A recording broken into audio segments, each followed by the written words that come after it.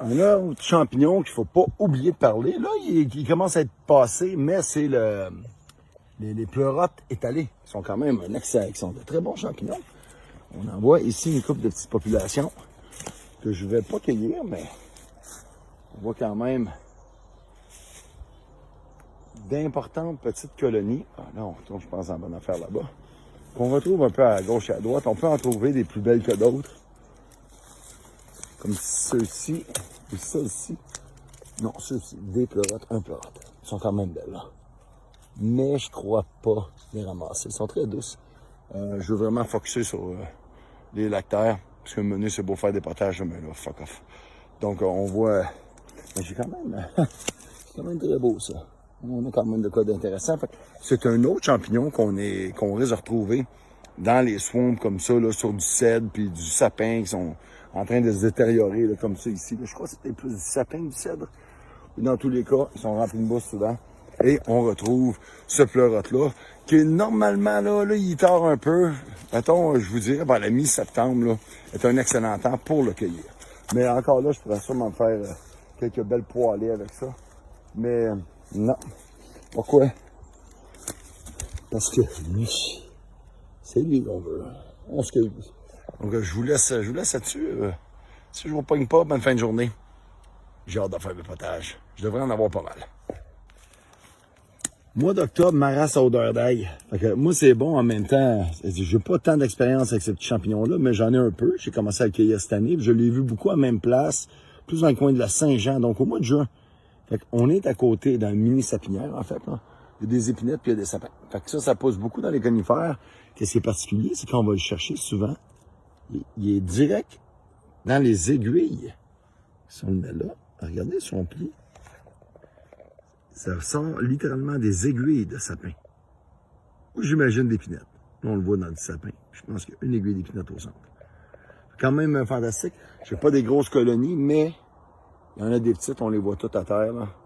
Ça, c'est tout du marasses à odeur d'ail. Ça vaut franchement la peine d'écueillir. Si on est capable d'en avoir une culture de ça, ça sera le fun. Si on est capable d'en avoir beaucoup, ça remplace littéralement l'ail. Donc, possiblement, aurait les mêmes propriétés que l'ail. Faudrait que je vérifie ça. Mais normalement, ça revient un peu à la formation que je suis en train de faire. Puis je suis content de les voir là. Je les avais vus au mois de septembre. On est rendu au mois d'octobre, début octobre. Donc, c'est quand même le fun de dire que tu peux cueillir ce champignon-là, voire de mi-juin, aller peut-être jusqu'à mi-octobre. C'est quand même fantastique.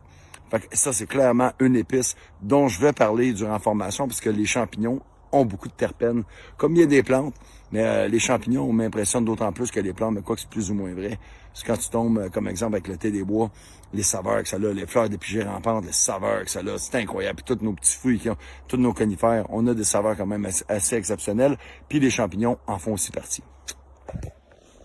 Vous savez, ça fait quand même plusieurs années que je cueille des champignons. J'ai des talles à champignons comme ici. Je peux vous garantir que c'est une talle qui est incroyable.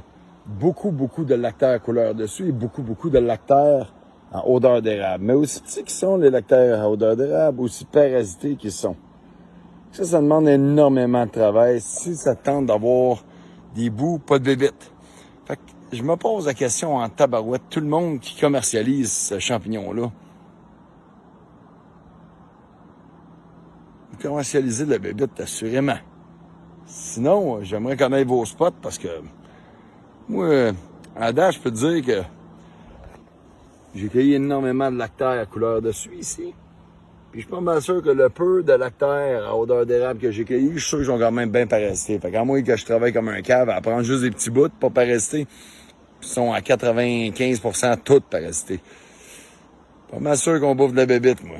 Puis ça veut pas dire que c'est pas bon, c'est probablement même excellent avec des larves, mais on demande comment ils font, moi, les cueilleurs. On me pose la question à tabarnak, parce que de mon point de vue à moi, j'en ai cueilli à plusieurs endroits à date du lactaire à odeur d'érable, dans les 4 coins du Québec, je vous dirais, là.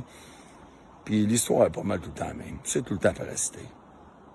95% du temps, tout le temps parasité. Puis ici, j'ai des milles de champignons, là. Des milles et des milles et des milles et des milles. Depuis tantôt, je fais des shots de champignons, là. C'est tous des spots différents, là. Dans un même spot, mais vous les voyez, là. Champignons. Et c'est rien que ça, je vois de ce champignon, même. Fait que, puis c'est tout parasité, ça. Donc, hey, la question se pose. Vous faites comment, vous?